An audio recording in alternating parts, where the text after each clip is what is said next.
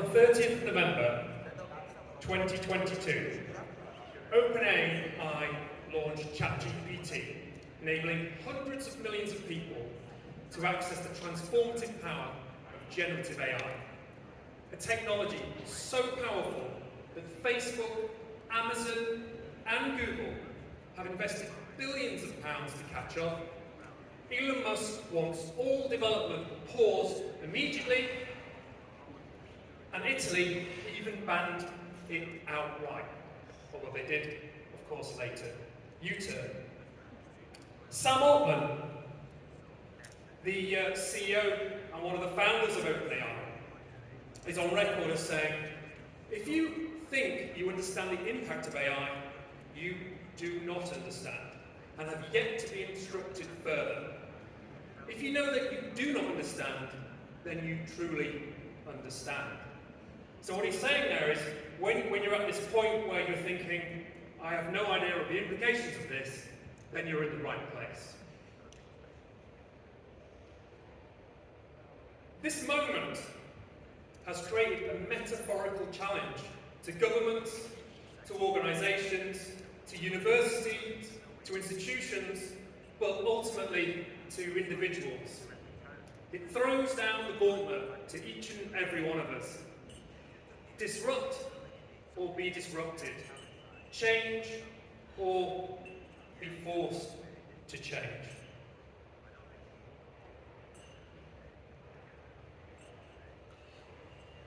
So, AI has been around a long time. Why is it suddenly getting so much attention now? What is the ChatGPT phenomenon?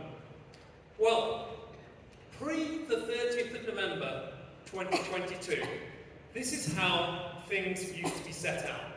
So basically, tech workers would use retrieval AI, which is the AI that's been around for years, to do some coding, to produce applications for the rest of us, the non-technical people, the knowledge workers, to do some stuff with this computer stuff. Okay? Now, in 2017, a paper called Attention is All You Need was published by a group of Google employees, and this paper put forward something called the transformer. And this transformer was to revolutionize the architecture for generative AI. And everything that you're seeing that is happening now in the vision space, in the self-driving car space, in the kind of ChatGPT space, in the Bard space, is all ultimately based on the transformer model that was published in that paper back in 2017. So, our friends in IT and computer science were very excited about this, and they've been doing all sorts of things with this generative AI in the background, and they came to us non-technical people and told us all about it. We had no idea what they were talking about, and nodded our heads and thought, it's IT people again, let's just leave it with them. But what happened then was OpenAI put a really simple and easy to use front end on it, aka ChatGPT. And they did that on the 30th of November 2022. And suddenly that power of that generative AI stretched out of the IT department of the computer science and the tech world, and it reached into all of our lives, all of our worlds, all of the knowledge workers, the lawyers, the marketeers, the business school leaders, the educators, the researchers, the sustainability people, the customer service operatives, everyone suddenly, by using that front end, and also using something that's been quietly lurking in the background called no-code, which is a way you can kind of code without coding, we could suddenly create our own applications.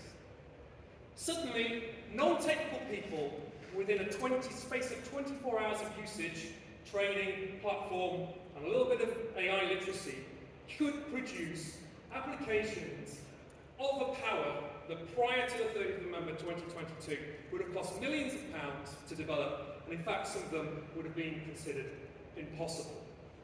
And this is the phenomenon that's going on. It's not the fact that we have generative AI, it's not the fact that we have AI. The ChatGPT phenomena is the fact that knowledge workers, which is hundreds of millions, if not billions of people, over 75% of the world has access to this technology, can suddenly produce applications, can produce IT, can access this, all of this directly ourselves. This is the transformation, this is why it keeps coming up, and this is why it isn't going to go away. Separately, they thought, let's give a little toy to the tech workers too. And they got something called GitHub Copilot. And GitHub Copilot is basically ChatGPT for code. And this meant that when a coder is happily coding away, tap, tap, tap, tap, tap, oh, they've produced 100 lines of code in 5 hours, GitHub Copilot would come along, a bit like ChatGPT does, and says something like, oh, I see you're trying to make a website that does this. How about these other 2,000 lines of code? Would that help you finish the job? And they go, oh, maybe it would do. Press a button, and suddenly they've finished. So coders suddenly have this huge boost in their productivity as well. So from this moment, we've got these two big trends. We've got falling software development costs. There's talk that AI could lead to a 10-fold increase in coding productivity. So think of that in terms of lines of code produced per day. Typical coder produces 1,000 lines. They could now be producing 10,000 lines. So there's a 10x productivity potential. Andrej Karapathy, he's the tech person, the coder behind Tesla AI. He's got a brilliant YouTube channel in between, and now he's gone to work for OpenAI. He personally talks about how it's transformed his coding output and how it's been transformational to his productivity. So it's affecting the best coders, and it's also affecting the newbies, the new entrants, as we're kind of seeing on some of the assessment things we've been talking about here. The Scottish Government, this little graph on the right, where did they get this from? Exponential SK Ventures. We can see the collapse of storage, the collapse of software, but that blue line at the top is the collapsing cost of producing software. So this is one thing that limited the expansion of the internet boom was the capacity to code and develop the applications. That is not going to hold back the expansion of generative AI, because that in itself is having a productivity revolution. The second big phenomenon, the one that's more close to home, is the knowledge worker productivity boost phenomenon.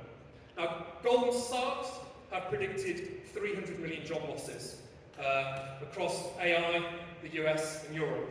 If you have a look at this, that biggest one at the top there, office administration support, 46% job losses. The legal profession, 44% job losses. Architecture engineering, 37% job losses. Business and financial operations, 35% job losses, etc., etc. The list goes on. And this is now a month or so old. This is based on the technology that was out then. And quietly in the background, it's actually picking up pace, it's getting more powerful, it's getting faster.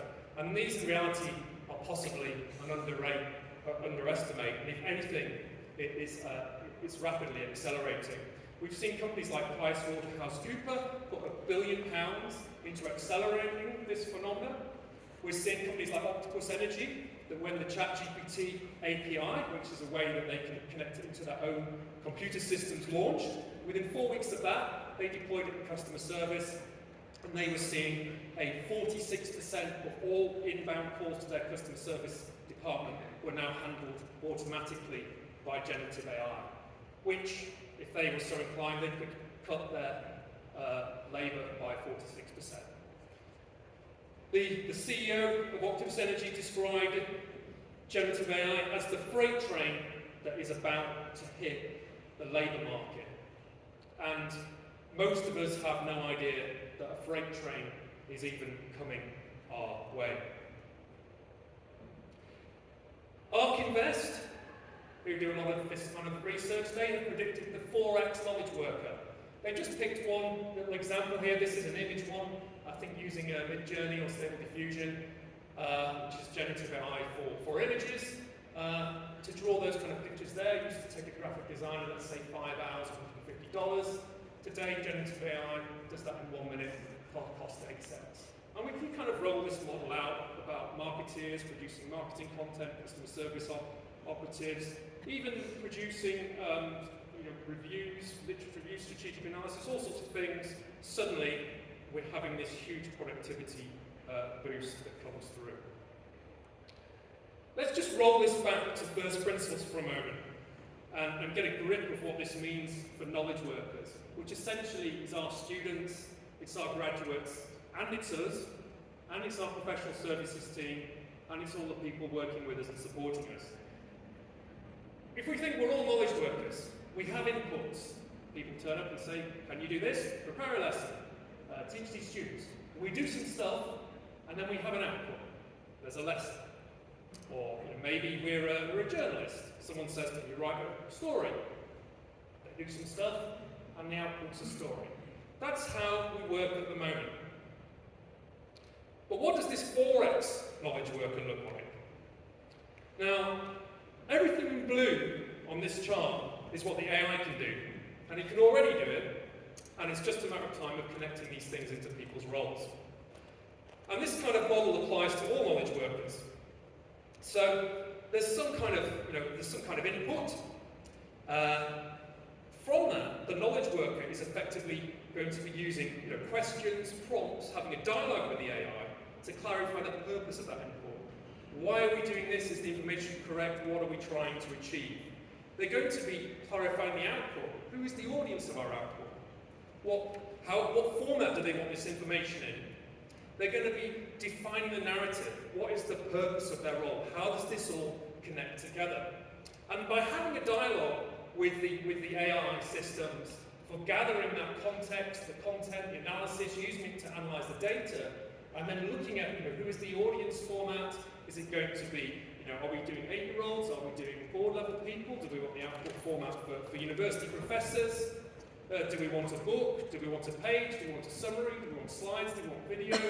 We're just flicking through different switches here. What writing style do we want it in? Engaging, academic? We could even vary that down to the actual individual user in the session. This could be personalised on the fly. And then the promotion aspect of it, something that we often forget in academia. We produce great content, we produce great research, and then we don't let people know about it. But this can be automated now. It can come up with, the AI can come up with the campaign, the social media campaign, it can write blogs, it can write articles, it can even script TikTok videos, and it's pretty far off, not too far off, putting all that together with pictures and doing it for you. So we can see that we're going to have this kind of super knowledge worker who gets some kind of input coming in at one end, they're working with all these tools, clarifying the input, they're dialing in the outputs, and they just press a button, and then boom, off it goes. And suddenly we now get this vision of what the 4X knowledge worker looks like. Just to give you a couple of examples, and these are real people I've discussed this with, who are transitioning on this route. So I did a workshop with a comedian who does comedy sets. And now he can sort of say, what's the input? Someone wants him to do a gig. He can clarify, okay, who's at the gig? When is it the gig? Are there any children there? Is it business people? Is it just a regular audience on a Friday night with a load of people out in the town? He can tweak all of that. He can then pull from his own data, his own jokes, and maybe some other stuff if he wants to as well, wider material, news of the day, shove all of that into the AI, and from that he can produce a 5-minute set, a 10-minute set, a 30-minute set, a 4-hour set, a whole social media campaign to promote it, to go through it, perhaps a script of it, whatever he wants. All by a little bit of dialing in with the juice. He's adding the juice, he's adding the critical narrative, he's having the dialogue, he's coming up with the questions and the prompts to leverage the AI. This could be a researcher trying to write a research paper. We just have to frame our research question here and define the general narrative. Now, we can use the AI to go and do our literature review. It can pull the cohort, the data, pull all the books for us, it can read them for us, it can summarise for us, it can generate themes, and we can have a dialogue. If we're not happy with it, we can say more of this, more of that, we can add in our own things that we know to it, and eventually we've suddenly got a nice literature review coming together, and we're getting it to form what we've what. We can now bring purpose to that. What methodology are we going to apply to this? Are we doing it from a social constructive perspective? Are we going to do quants? It can pull all of that together for us. It can even suggest some conclusions. We can suggest our own. We can have a dialogue with it. And then we can decide what do we want. Do we want a 6,000 word journal article, an 8,000 journal article? Do we want a 1-page summary of it? Do we want a small book on it? Can it suggest extra research outcomes? Let's have something for academics, but let's have a version of it simple for students. Let's have a version of it for 8-year-olds. Let's have a version for business. And all of this can be produced simultaneously by the researcher having this dialogue and created in a fraction of the time to the output. So much of these current processes is bogged down in the skills of gathering the data, bringing it together, reading it, writing it, etc., which are all valuable skills.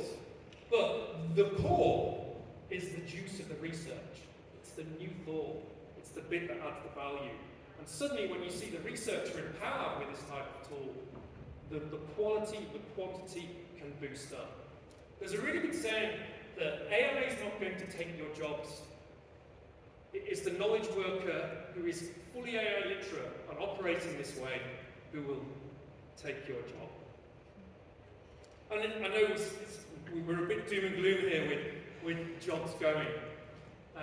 And I guess the side note here is, every time this has happened in history, we have these productivity leaps forward, we create new jobs, we create new ways of doing things, we create new products.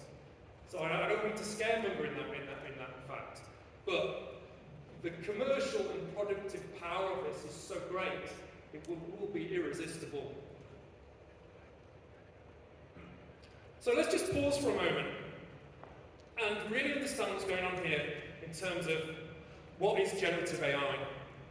So generative AI is, and let's just compare it to retrieval AI for a moment, because this is the key difference.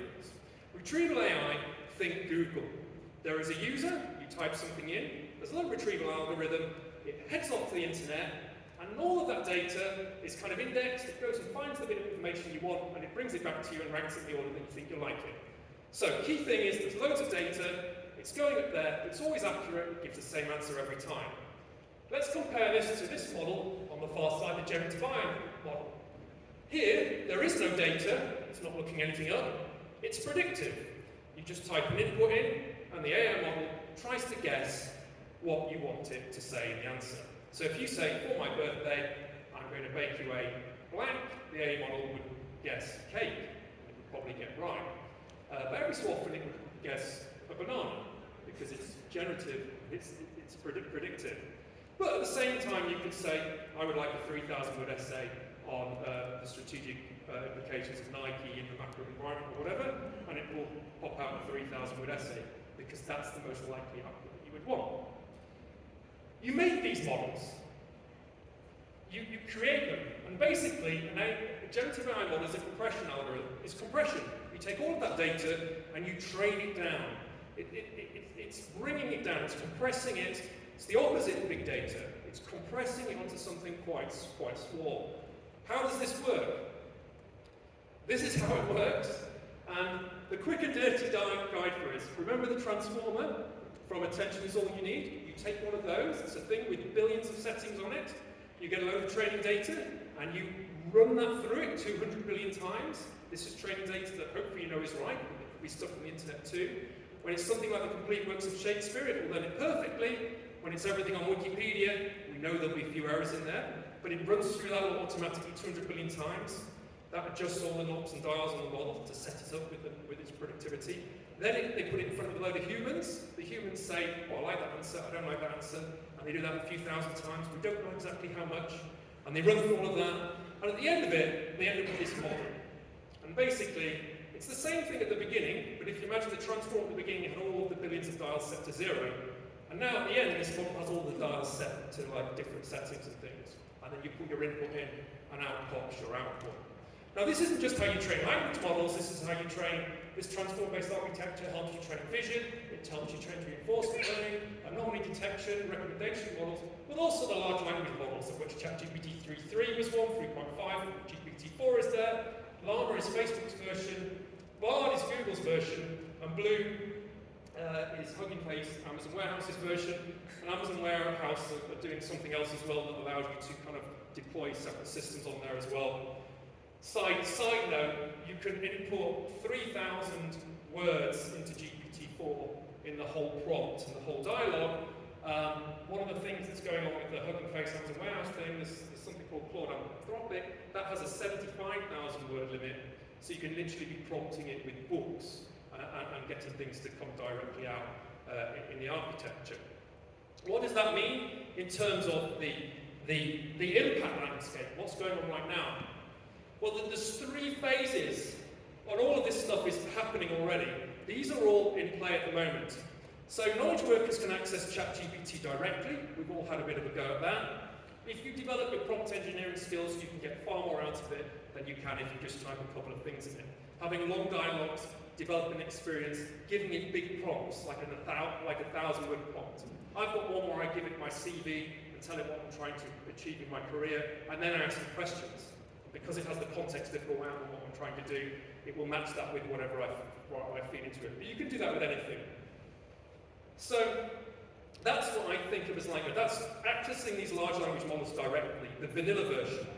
Phase 2, we have 2 things going on. There is putting in applications into the AI, which is basically plugins, and there's putting the AI into applications, which is all of these other apps that we see. And there are thousands of them. If you can just bring up the Futurepedia.io website just a second. This is a great site to go and look at. You can see there's 27 new tools added today, 2,848 AI tools in 54 categories already.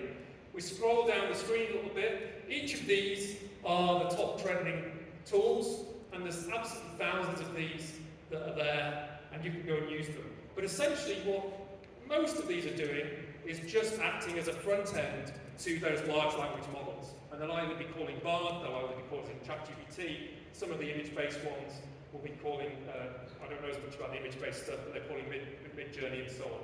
There are thousands of these, they're launching all the time, etc., etc.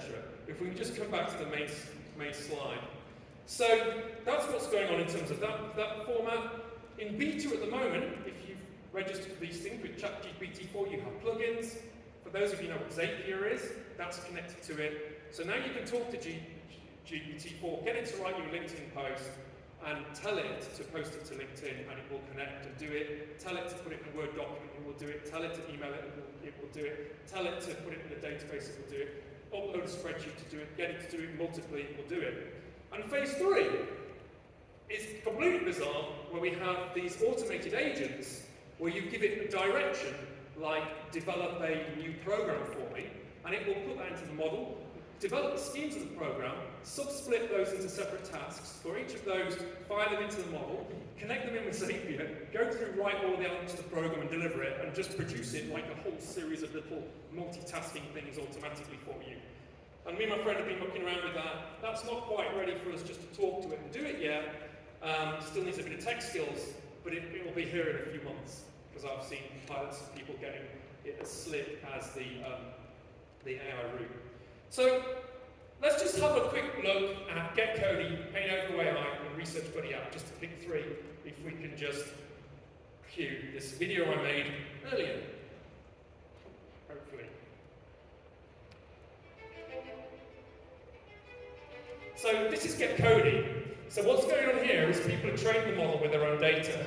So you can basically just drag and drop PDF files and PowerPoints, as simple as into those folders. Once they're in there, you then can just create a chatbot. What this is doing is calling ChatGPT in the background and then connecting it to whatever PDFs, whatever PowerPoints, whatever things you connected with it. And now when you're prompting it, it will give you the answers and it will reference your own documents at the bottom, giving you direct links to them. So this could be used for doing things like, you could take all of the material you've got on a course, the whole reading list, put it into there, create a chatbot, give it the right guidance and intentions, and suddenly you have like a virtual tutor that is available to ask questions for your students or yourselves or whomever on all of the literature that you put into that machine. That literally takes 30 minutes to execute. And again, I've done sessions with multiple people, and they go away and immediately create these things and deploy them. It's also got a really nice little thing in the bot section. You just click a button, it gives you a nice URL, a web link, and you can immediately embed that into any website. You can make it as a hyperlink. This one, Painover.ai free, this is for making your own chatbot. This is really nice. You can see you have this starting prompt that you sort of put in at the beginning, And it's always like, for the rest of this conversation, you will act as a maths tutor. You will act as a dictionary for an 8-year-old. And you sort of put this in, and then you will say, start the conversation with, hi there, my name is Emily, what's your name? That was one that was a kind of an empathy bot, and you have a chat with it, and it's being told it's a psychologist of the CBT, etc., and you talk to it. The nice thing about this one is, though, if you see at the bottom there where it says trending, that little down at the bottom left, if you click there, you can see what everyone else's chatbots have made.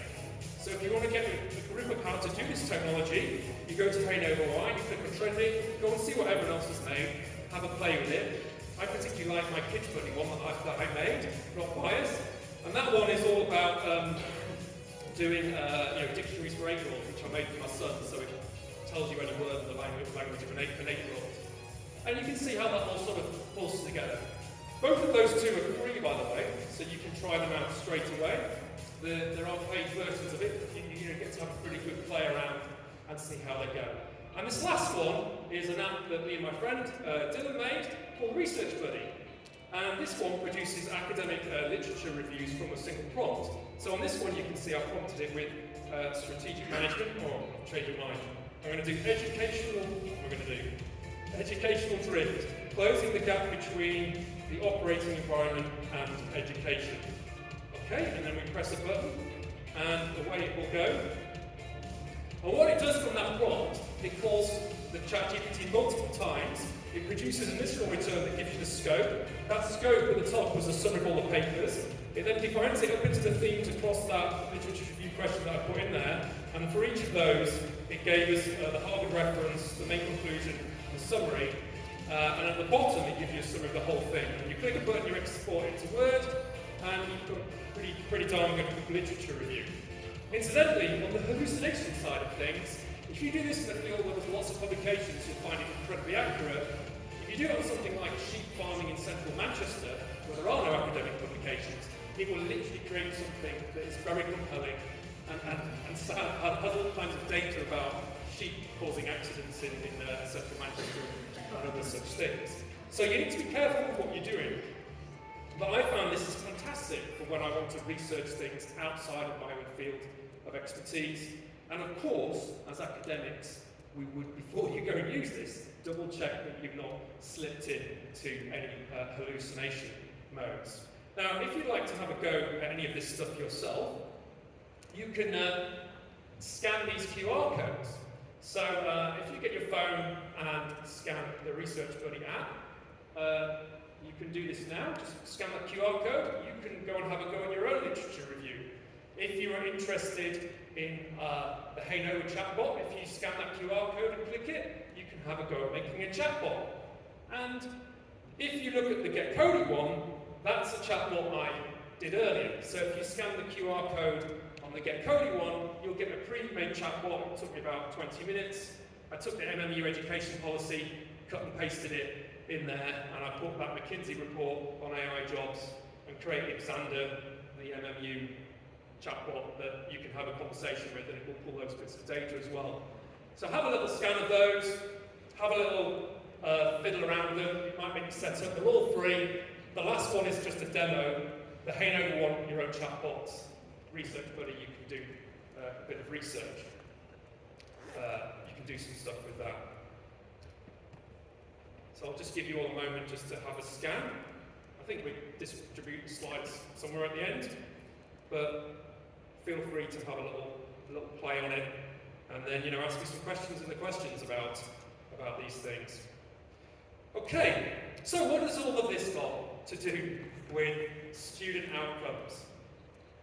We need to improve AI literacy. I think that's clear. The graduate market, the job market, is going to be disrupted at a pace at which I think we're underestimating here.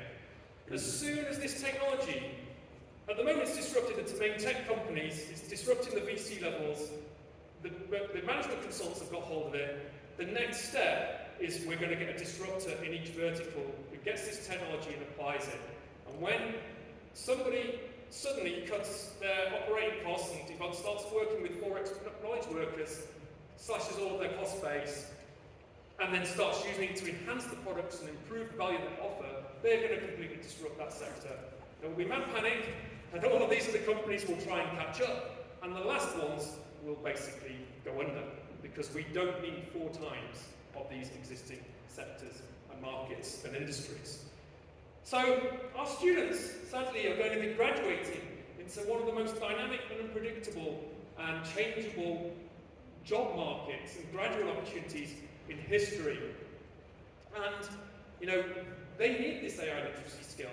And, some of them will be on courses right now, where if they follow the curriculum through in its current format for 3 or 4 years, they will graduate to a job that doesn't exist. So, how do we get the student AI literacy up? Well, we need to get our AI literacy up. Somebody mentioned it in one of the meetings of the day. That's it. We need to do this. We're educators. We need to get up to speed with these skills. We need to get our leadership for our institutions AI literate, so they can have an informed debate and guidance in this area. But it's not just us. We've got the same problem in business and business decision makers. We've got the same problem in stakeholders. We've got the same problem with accreditation AI literacy. We've got the same problem in the government. So everybody at the same time actually has the same challenge that's all interconnected and, all leaps in. So how do we do this? Well, we've got some challenges. We've got some challenges for us as academics. We're getting our information from reading journals, from going to our institutions, from talking to our colleagues. But if you want to develop these skills, this is where you need to be. You need to be on TikTok following people like Rachel Wood. You need to be listening to the All In podcast, which is a Silicon Valley podcast on VCs. This is the Lex Friedman podcast, especially Sam Altman. Watch Andrew's Chiropathy if you're a bit geeky and want to learn how it all actually works. I found this person, the QAA, recently, who has some really good videos. And I particularly like one Edgar was doing, a lecturer in Tasmania. She was doing loads of stuff with this. She'd written a book. She was really good in the education space. And also, if we want to get our research papers on some of this, have a look at ARVEX, which is something where you can publish directly. The whole AI sector is, and that's where all the publications are. And some of those ones are about business. I think there's like 100 papers being published every day at the moment, and they're all going direct self-publishing route in the ARVEX database. And you can find people who summarise that and give you the key points. This is where we need to pull our information from. In terms of how do we approach this strategically, our institutions are set up in quite a positivistic plan on the left. We like to understand the environment, work out what we're going to do, develop a strategy, debate about it through various committees, and then stick behind it and implement it and roll it out. The problem with this positivistic strategy is we have the fundamental assumption that there isn't a perfect strategy for us to work out what it is. But there isn't. It's just a hyper-changing, turbulent environment. Come back to what I said at the beginning. If you think you understand the implications of AI, you do not. Once you realise that, you're in the right place. So actually what we need is our institutions to be more nimble. We need things like the lean startup. We need effectual entrepreneurship. We need these kind of rapid iterations, being able to pivot and develop things in dialogue as we develop our literacy. And that's a huge challenge for an institution. It's a huge challenge for the higher education sector. It's a huge challenge for the way we've worked in developing these type of things. We also have this particularly challenging threshold concept of generative AI. I hope I've tried to explain it a little bit better today, but it's one of these things you have to just keep sticking at, and really, by using the tools, you'll eventually get through that threshold concept, and you will move from unconscious incompetence to the conscious incompetence window, where you suddenly realise, I'm now aware, I have no idea of the implications of this, oh my goodness, I don't know. And when you're in that window, you will be in the same place as Sam Altman, as Elon Musk, as Satya Nadella, all of these top tech people. Everybody is in the conscious incompetence zone. Nobody has a clue how this is going to end up. So if you have that feeling of like, my goodness, what are we going to do? You're in the right space.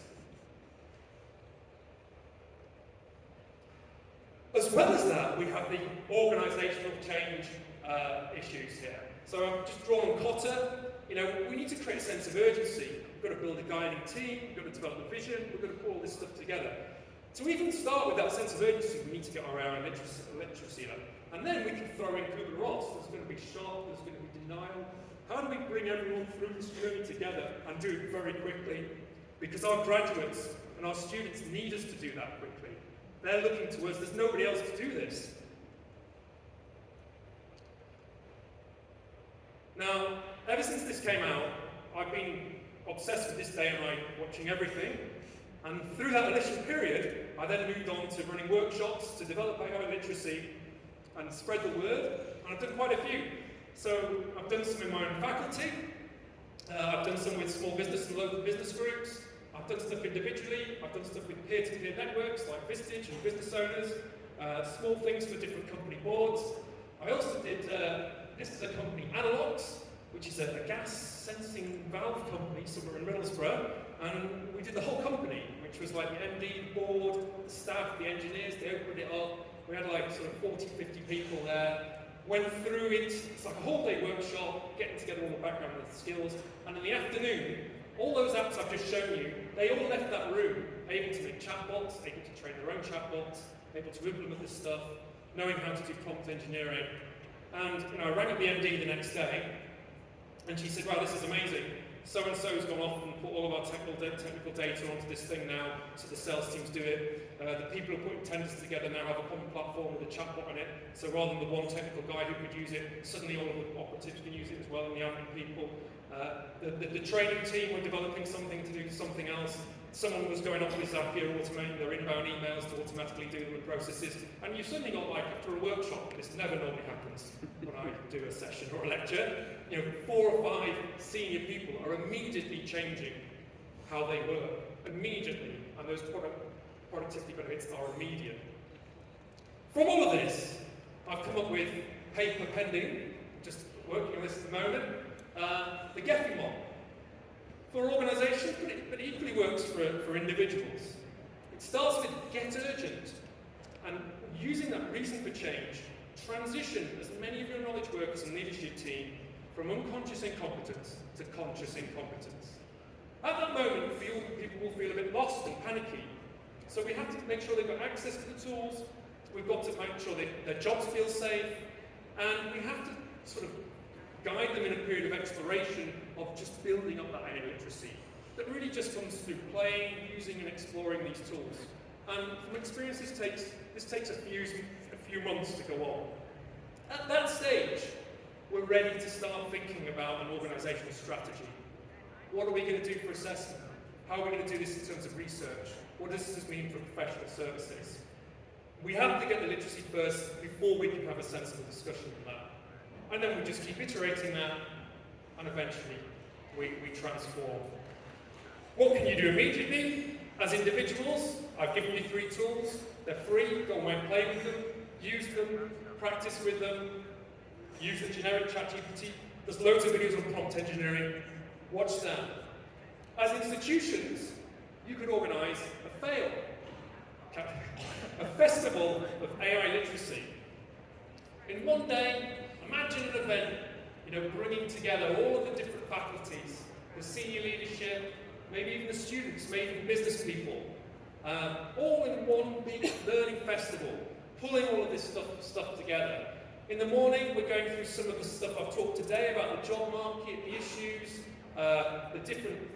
creating that sense of urgency, realising the scale and the impact of what's coming. And in the afternoon, we're taking those same people and showing them how to use those skills, showing them how to use those tools, so they're immediately empowered to go and explore the impact of this in their own area and in their own field.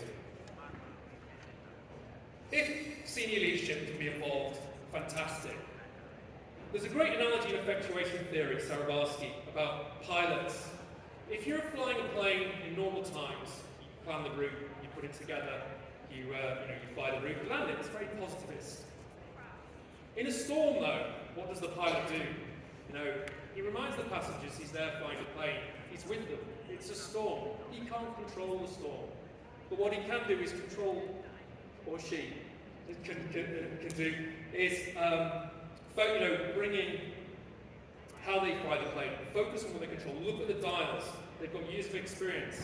It's okay. You don't have to control the storm. Just focus on what we're good at. Do this together. And what we can do, what we can control, is developing our AI literacy. That's the only thing that will definitely work. And the quicker we do that, the better. Conscious I'm running out of time here.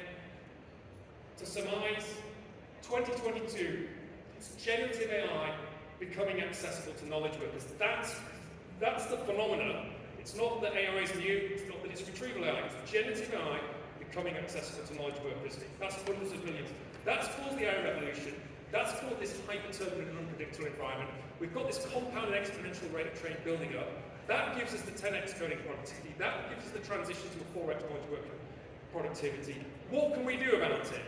Get urgent, organise a fail, organise a festival of AI learning, explore the technologies, formulate the strategy. Once we have the AI literacy at multiple levels of our organisations, key themes are organisational learning, generative AI versus retrieval AI as a threshold concept. The emergent strategy, we don't have to have the answers. We can just explore, do an experiment, but we can equip our team with their literacy. And the final one comes from effectuation theory, lots of little bets, lots of little experiments, see what works. We might get the odd assessment method wrong, we might make a bit of a muck up with a little course, but it will stop us being hit by that metaphorical freight train that is the huge transform that is going to come up. And there we go. If any of you would like to organise a fail, and you'd like me to help you do that, or get involved, I would love to be part of that. Connect with me on LinkedIn. And something I'm really passionate about, which you may or may not have picked up. Any questions?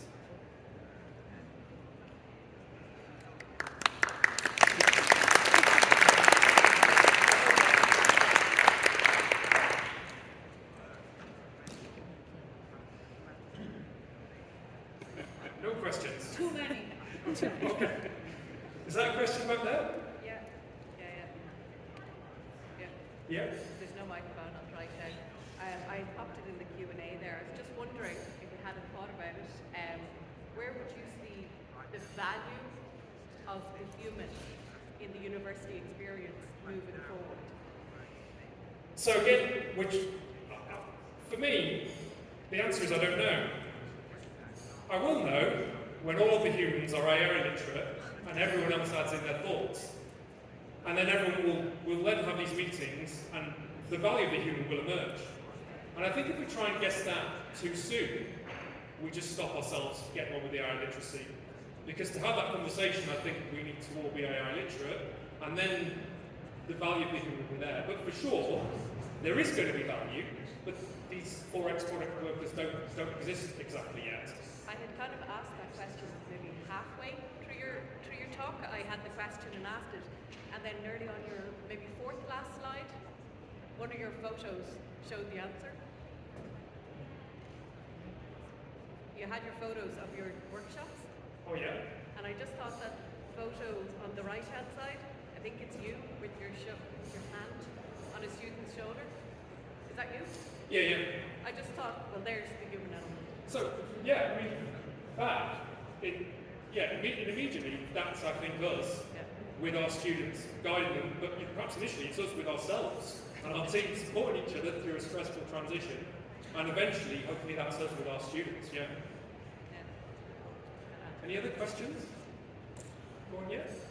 Yeah, fantastic talk. What have you actually done so far to sort of compensate for the threat to assessing students in terms of what you're asked to do? So what have I done in terms of assessing students? I did a question, so generate me something with 5,000 words around a particular question, and it did. But obviously we need to be putting in place ways in which we can protect what we do, otherwise we're going to completely rethink the way we assess students. So, I think I've just about got that, which is what we're doing now in terms of assessment. Yeah. And I think the kind of answer to that is, it's governed by the university's regulatory policy. What I've done is shout this to as many people as possible, say, there's lots of theme on authentic assessment, that's exactly what we need. But authentic assessment, it's authentic assessment to create the 4x knowledge worker. And we need to think what the 4x knowledge worker is. That's what the course is trying to achieve now. We need to change all of our courses and curriculum to be focused on creating that 4x knowledge worker. We need to become 4x knowledge workers. Our professional service team need to be 4x knowledge workers, and all this has to happen at the same time. And in the midst of that, our assessments have got to move with it. And for me, what I'd love to see is an institution, getting the air literacy up, and then just let all of the different departments come up with their own ideas of that and share it and see what happens. Obviously, don't cut and paste ChatGPT or another thing directly into it. We're going to make a few mistakes along the way, but we've got to find this out, and we need to do it, collectively. And we're not going to find it out by committee, because I don't think the answer's just sat there to be discovered. We need to construct this answer by doing things and spreading the knowledge and exploring it ourselves. I see it as a really good support tool if it's used effectively. You can enhance learning if you use it in the right way. But if you construct things which in fact are very easy to get the answers, you're just using the bot. Using it as a support tool. It's not going to be discussed too much. I mean, that's phase one. You start to use it as a support tool, and then as your own literacy goes up, your expectations of what you can do with it will also go up, and then your colleagues will, and then things will bash around, and where that ends up, if you think you don't understand the impact of AI. Anything else? We might be nudging time, tell him to go. All right, thanks very much.